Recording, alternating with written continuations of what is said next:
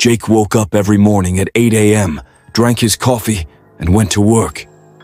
But that morning, when he looked at the clock, it showed 9:43 a.m. Yet, his alarm had never rung.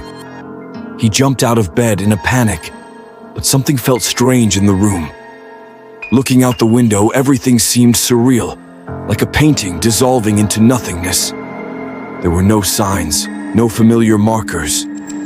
The date on his phone read February 32nd, 2025.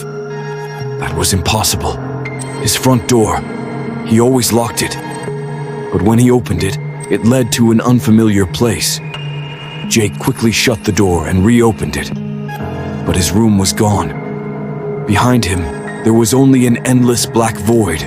He had no choice but to move forward. As he walked down the corridor, he noticed framed photos on the walls. They were pictures from his childhood, yet he realized he didn't remember them. Suddenly, a whisper echoed behind him. "You're not supposed to be here, Jake." Jake turned around instantly, but there was no one.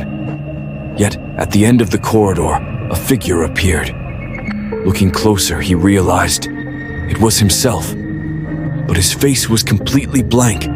No eyes, no nose, no mouth. The faceless Jake started approaching him. But instead of footsteps, the sound of a baby crying filled the air. Jake tried to run backward, sprinting endlessly down the corridor. His heart pounded, his breathing grew heavier. And just when he knew there was no escape, the faceless figure whispered, "It's time to wake up." Jake screamed and opened his eyes. The clock read 8 a.m. Everything was back to normal. Or was it? His phone buzzed. One single notification flashed on the screen. February 32nd, 2025, missed call.